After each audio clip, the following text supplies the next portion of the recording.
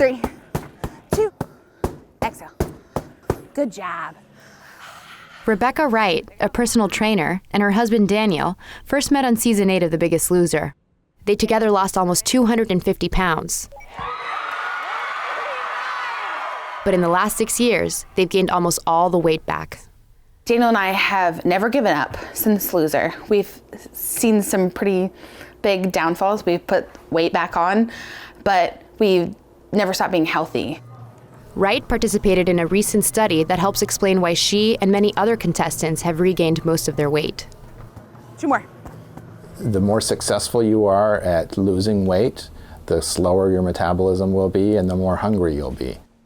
Dr. Kevin Hall led the study. He's a senior investigator at the National Institutes of Health in Washington, and he says the findings show how hard the body fights back against weight loss. These Biggest Loser folks, not only did they cut their calories, but they increased the amount of exercise that they're doing by an enormous amount. High. However, despite that, their metabolic rate slowed dramatically. Up. Press. On the metabolism side of things, your body is trying to slow down and resist further weight loss and actually promote weight regain. And you're fighting against that at the same time as you're fighting against an increased appetite. Rip it across, yes. So it's a little bit of a double whammy, and what happens to most people is that they can't keep up the fight against the slowing of metabolism and the increased appetite, and so they slip backwards. It's like asking someone to hold their breath. You can do it for a little while, but it's very difficult to do it for much longer than, a minute or 2. 1. So I think when you hear that you have a slower metabolism, you're a little disheartened. We're bombarded by messages that say, here are 7 things you can do to boost your metabolism.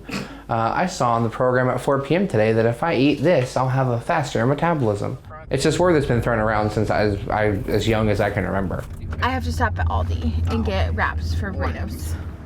So when you first hear you have a slow metabolism, you're a little disheartened because you're like, well, does that mean I'm set? What does this mean? Like, I'm just doomed.